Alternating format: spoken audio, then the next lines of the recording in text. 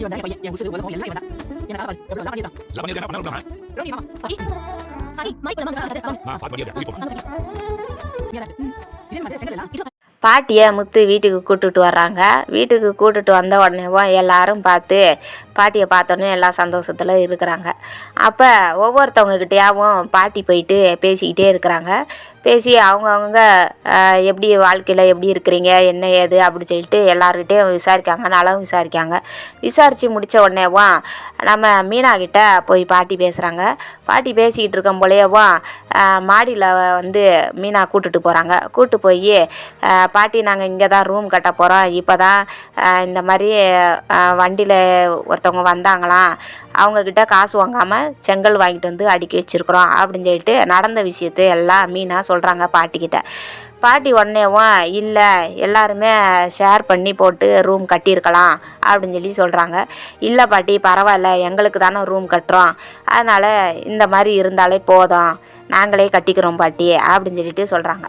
உடனே மீனா வந்துட்டு பாட்டி அப்போ உங்கள் வாழ்க்கையில் நடந்த சில விஷயத்தெல்லாம் சொல்லுங்கள், இன்ட்ரெஸ்டாக இருக்கும்ல அப்படின்னு சொல்லிட்டு பாட்டியே சொல்கிறாங்க.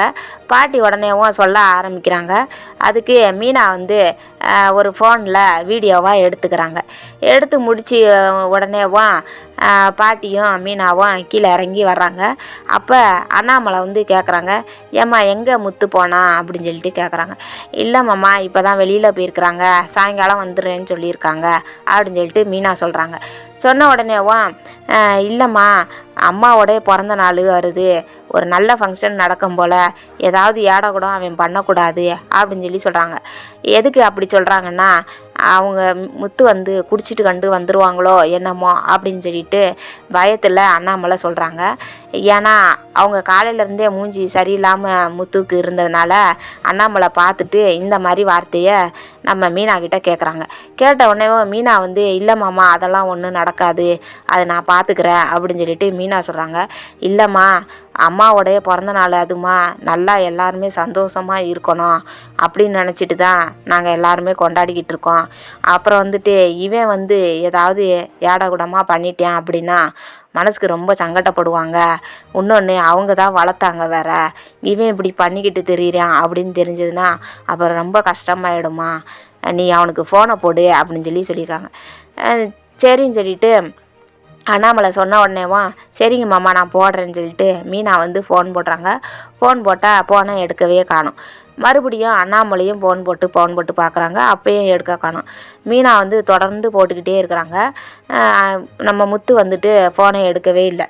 உடனே அண்ணாமலை கிட்ட சொல்கிறாங்க, மாமா ஃபோனை எடுக்கவே இல்லை அவங்க அப்படின்னு சொல்லி, இருந்தாலும் நீ பார்த்துக்கோமா, அவன் இந்த எந்த சூழ்நிலையும் மற்றவங்க மனசு கஷ்டப்படுற மாதிரி, மெயினாக அம்மாவோடைய மனசு கஷ்டப்படுற மாதிரி அவன் நடந்துக்கிறக்கூடாது, அதை பார்த்துக்கிற வேண்டியது உன் பொறுப்பு அப்படிங்க. இல்லைம்மாம்மா நான் கண்டிப்பாக பார்த்துக்கிறேன், அப்படி செய்ய மாட்டாங்க, எனக்கு நம்பிக்கை இருக்குது அப்படின்னு சொல்லிட்டு மீனா வந்து சொல்லிடுறாங்க. உடனேவோ அண்ணாமலை போயிடுறாங்க. போன உடனே மீனா யோசிச்சுக்கிட்டே இருக்கிறாங்க, எதுக்கு இந்த நகையை பற்றி இவர் இப்படி யோசிச்சுக்கிட்டே இருக்காரு, இது ஃபங்க்ஷன் முடிஞ்சதுக்கப்புறம் பார்த்துக்கலாமே அப்படின்னு சொல்லிக்கிட்டு இருக்கோம் போலேயவும் மீனாவுடைய தங்கச்சி வந்துடுறாங்க. அவங்க வந்த உடனேவும் என்ன விஷயம் அப்படின்னு சொல்லிட்டு மீனாக்கிட்ட யோசிச்சுக்கிட்டே இருக்கிறத அவங்கள தட்டி கொடுத்து கேட்குறாங்க. கேட்டோன்னு ஒன்றுமே இல்லையே அப்படி, அப்போ என்னத்துக்கா யோசிச்சுக்கிட்டே இருக்கிற அப்படின்னு சொல்லி கேட்குறாங்க. அதுக்கு ஒன்றும் இல்லை சும்மா தான் அப்படின்னு சொல்கிறாங்க. இல்லை உன் மூஞ்ச ஒரு மாதிரி இருக்குதே, என்ன ஆச்சு அப்படின்னு சொல்லி கேட்குறாங்க. இல்லை அது ஒன்றும் இல்லை, நீ பாட்டில் வந்தியா பார்த்தியா போய்கிட்டே இரு அப்படின்னு சொல்கிறாங்க. உடனே அக்கா நான் ஒன்றுமே கேட்கலையே, மாமாவும் இப்போ வீட்டில் காணோம், நீயும் இப்படி இருக்கிற, அதனால தானே நான் கேட்டேன் அப்படின்னு சொல்லி என்கிட்ட ஏன் நீ சொல்லக்கூடாதா அப்படின்னு சொல்லிட்டு கேட்குறாங்க. கேட்டதுக்கு இல்லை அப்படிலாம் இல்லை, நீ வந்துட்டு சின்ன பொண்ணு, உங்ககிட்ட எதுவும் சொல்ல வேண்டாம், எங்கள் குடும்ப விஷயம், அப்புறம் அதை என்னத்துக்கு சொல்லிக்கிட்டு அப்படின்னு சொல்லிட்டு மீனா சொல்லிடுறாங்க.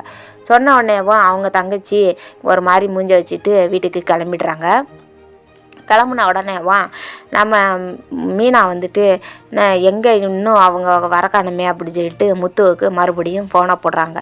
ஃபோனை போட்டுட்டு வச்சதுக்கப்புறம் பார்த்தா முத்து எடுக்கவே இல்லை. அப்புறம் விட்டுடுறாங்க. விட்டதுக்கப்புறம் அங்கே முத்து வந்துட்டு செல்வத்து கூட பாட்டிக்காண்டி கிஃப்ட் வாங்குறதுக்கு போகிறாங்க.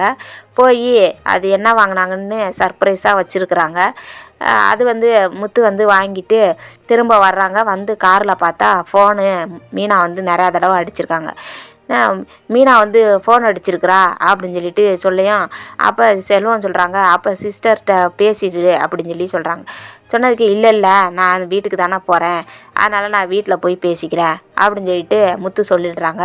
இருந்தாலும் செல்வம் இல்லை 2 நிமிஷம் தானே, இத்தனை தடவை ஃபோன் அடிச்சிருக்காங்களா, ஒரு 2 நிமிஷம்னாலும் பேசிடு அப்படியும். இல்லை நான் வீட்டில் போயே பேசிக்கிறேன் அப்படின்னு சொல்லிட்டு முத்து சொல்லிட்டு வந்துடுறாங்க. வந்ததுக்கப்புறம் பார்த்தா ரோகிணியும் நம்ம மனோஜும் நல்லா டிப்டாப்பாக கிளம்பி இருக்கிறாங்க. ஏன்னா நம்ம பாட்டியோட பிறந்த நாளுக்காண்டி அவங்க நல்லா கிராண்டாக ஃபங்க்ஷனுக்கு கிளம்புற மாதிரி கிளம்பிக்கிட்டு இருக்கிறாங்க.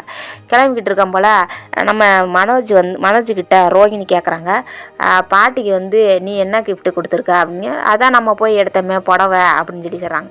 அப்போ ரோகிணி சொல்கிறாங்க, நான் ஒரு கிஃப்ட்டு வச்சுருக்கிறேன் பாட்டிக்கு அப்படிங்க. என்னது அப்படிங்க, நான் மேக்கப் போட போகிறேன் பாட்டிக்கு அப்படின்னு சொல்கிறாங்க. என்னது மேக்கப் போட போறியா? பாட்டிக்கெலாம் அதெல்லாம் இன்ட்ரெஸ்ட் இருக்காது, அவங்க கிராமத்தில் இருந்தவங்க, அவங்களுக்கு என்ன இன்ட்ரெஸ்ட் இருக்கும், அதெல்லாம் இன்ட்ரெஸ்ட் இருக்காது அப்படின்னு சொல்லிட்டு ரோகிணியை பார்த்து மனோஜ் சொல்லிடுறாங்க.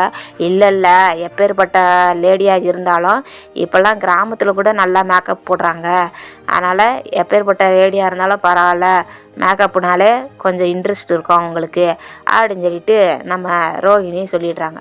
சொன்ன உடனே சரி எதையாவது பண்ணு, என்ன கிஃப்ட்டு கொடுக்குறாங்கன்னு தெரியாது, ஆனால் அந்த கிஃப்ட்டு நம்ம வாங்குற மாதிரி நினச்சிக்கோ அப்படியும். நீ இப்படி தான் சொல்லுவ, ஆனால் பாரு உங்கள் பாட்டிக்கு என்ன கிஃப்ட்டு கொடுக்கணும், என்ன அவங்களுக்கு பிடிக்கும் அப்படிங்கிறது உனக்கே தெரிய மாட்டேங்கு, நானே ஒன்று ஒன்றா யோசிச்சுக்கிட்டே இருக்கேன், என்ன மனோஜ் இப்படி இருக்கிற அப்படின்னு சொல்லிட்டு மனோஜை சத்தம் போட்டு விட்டுடுறாங்க.